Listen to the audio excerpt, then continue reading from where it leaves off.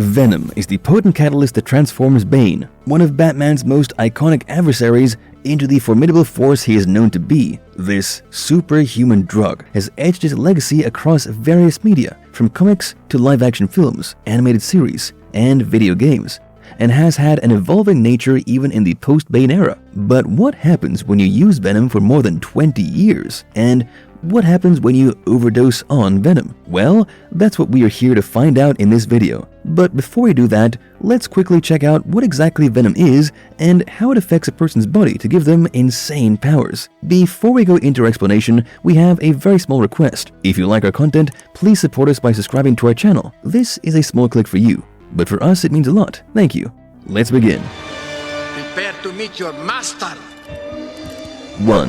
What exactly is Venom? Well, Venom first appeared in the comic titled Legends of the Dark Knight, and was more or less the driving force of Batman-Venom story arc. But it wasn't until 2006 that we learned the true origins of this super soldier serum-like drug in the 17th issue of the JSA classified comic book. The issue revealed that Rex Tyler's Bannerman Pharmaceuticals created a drug using Miraclo formula. Now, what's truly intriguing about Venom is that it was created using aggressive androgenic anabolic steroid neurotransmitters. As you may know, androgenic substances are steroid hormones that regulate and enhance masculine features in humans and animals. On the other hand, anabolic substances are those that control metabolic activity and regulate the biosynthesis of complex organic molecules. For the sake of convenience, we can assume that these androgenic anabolic steroids are essentially derivatives of testosterone that have a profound effect on muscle mass, apart from increasing the rate of production of testosterone itself. But of course, these drugs are ultimately drugs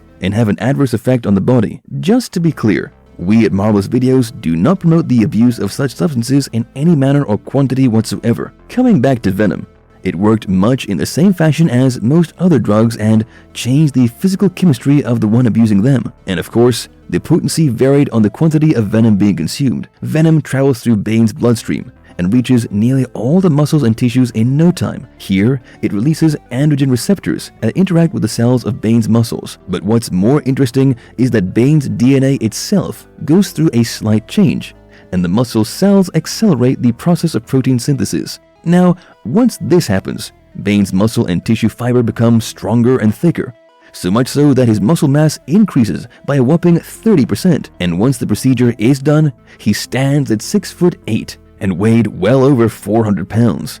In fact, he can lift more than 15 tons of mass with little effort. However, Venom has a downside. Much like any other drug, its effects wear off after 12 hours, and Bane needs another dose to keep his physical prowess intact. Now, the manner in which Bane takes Venom is also pretty weird. Instead of injecting it directly into his bloodstream, he pumps the drug directly into his brain. Failing to do so would lead to a fatal withdrawal, as it would create a chain of systemic shocks that would cause multiple organ failures. Now, you might think, if one dose increases the muscle mass by 30%, how is it that he hasn't grown into a stupidly large ball of muscles? Well, his body has somehow learned to maintain an equilibrium and restrict unwanted and unchecked muscle growth. So although his body goes through a complete overhaul, what would excessive use of Venom for a prolonged period of time do? The answer lies in The Winning Edge, the 9th episode of Batman Beyond. What happened to him? Too many years on Venom. That's what the stuff will do to you. 2. This is what 20 years of Venom abuse would do to you. I am sure you're aware that Batman Beyond, also called Batman of the Future in a few countries, revolves around Batman leaving his mantle to a young, brave boy named Terry McGinnis, who stumbles upon Batman's true identity. Anyway, The Winning Edge begins with the new Batman fighting a group of villains inspired by the Joker, but the Knights are taking a toll on him. I mean, he can deal with arch criminals, but Terry is having a tough time dealing with his mother, who doesn't like Terry's deteriorating grades and him sleeping during class. Nevertheless, Terry attends a strange, futuristic game being played between his school and another. When the opposite team scores a goal, the coach of Terry's school chastises the players. Mason, one of the players, slaps a patch on his arm during the break time, and his muscles instantly bulge out, making him super strong, so much so that he breaks the wall of the court by simply tackling an opponent. Terry is confused about Mason's newfound strength, but he ignores the event. Later that night, Batman learns about a few late-night shoppers plundering an electronics store. Of course, he goes there to stop the robbery. Upon seeing Batman, One of the 3 thieves slaps 3 patches on his body and immediately doubles in size. Interestingly, this guy was Mason, the one from the earlier game, much stronger and bigger than the young Batman.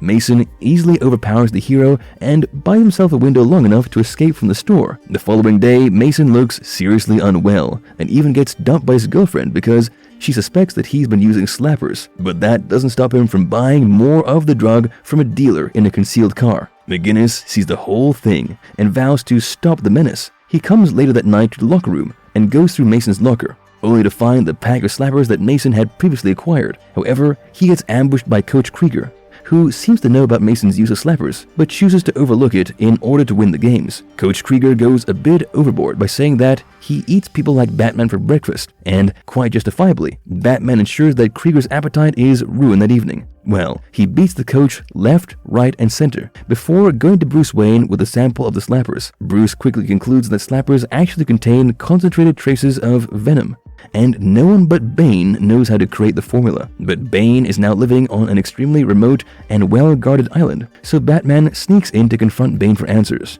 Here, Batman questions Bane's attendant named Jackson Chappelle and asks for Bane's whereabouts. Chappelle points in the direction of Bane's room, and Batman is shocked to find out that Bane has become nothing less than a living corpse. Once muscular and bulky, now Bane's intimidating physique has perished and wasted away to nothing. He can't live without life support and a wheelchair, and even needs a machine to help him breathe. More than 20 years of Venom has left him weak and fragile. The supervillain cannot even walk, let alone supply the Venom. So who is behind it? Who is the kingpin behind the Venom trade across Gotham? Batman then follows the dealer who has been supplying Mason, and the trail leads him straight to Bane's assistant Chappelle. It turns out that Bane realized he could not make Venom anymore, so he entrusted Chappelle with a secret recipe, who is now selling Venom as a drug to young kids. Batman fights Chappelle, who initially seems to get the better of Batman because of 4 slappers. However, during the course of the fight, Chappelle accidentally overdoses and falls into a catatonic state. Marvelous verdict. So basically, prolonged use of Venom will ultimately leave you weak and frail, so much so that you'd need doses of the drug just to stay alive. But that's about it.